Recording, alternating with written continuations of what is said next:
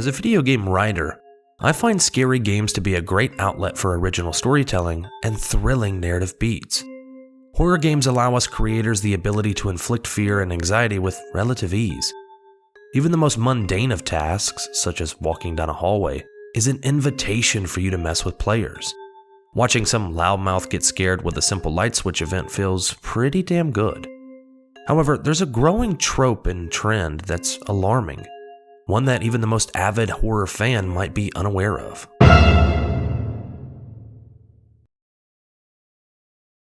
The horror game house trope. If you somehow aren't aware, a large majority of horror games feature a singular location, notably a frightening house. These locations usually feature the same basic mechanics: locked doors that require keys. Keys are acquired through puzzles. Puzzles are a trope as well, but have a greater variation in mechanics compared to location. Let me explain.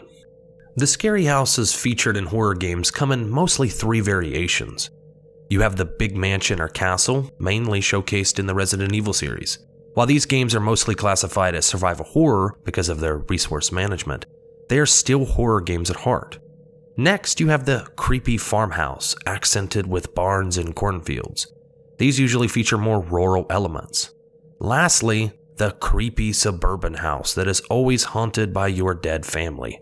Sure, these all may feature some distinctions, such as time period dressings or pursuing monster, but fundamentally they all play the same. Lights are dim, there's an attic or basement, the TV will turn on when you least expect it, puzzles, recording equipment, mannequins, creepy doll room, all standard stuff.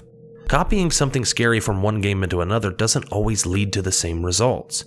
In truth, I think the haunted house brings developers comfort, for most developers know how to make a house scary. Perhaps us, the players, also find it more immersive because we might have experienced haunted houses in our lives too. Now, does this mean that all haunted houses are generic or bad? Of course not. Some people love the haunted house trope, and that's completely okay. But it's important for developers to realize that there needs to be a distinction between their scary manner and someone else's.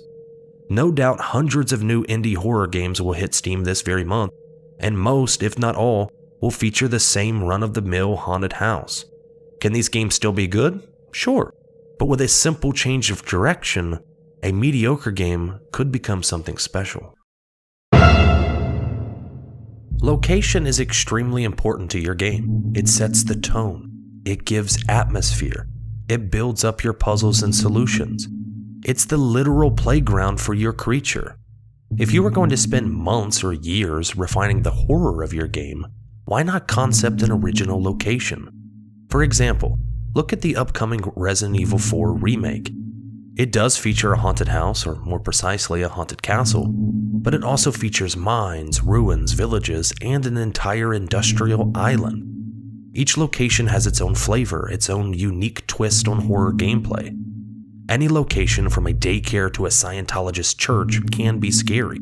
It just requires you to be creative. Thinking in non-conventional ways about your location could lead to deeper thought-out puzzles and scares, making your game unique in every aspect. Does this mean unique games are somehow better? No. But trying to be original should at least garner some respect. All in all, horror games are fantastic. They have the ability to inflict emotions upon the player and draw them into a deep state of immersion. I hate seeing developers waste their potential and money on a game that will be forgotten or simply lost in the shuffle.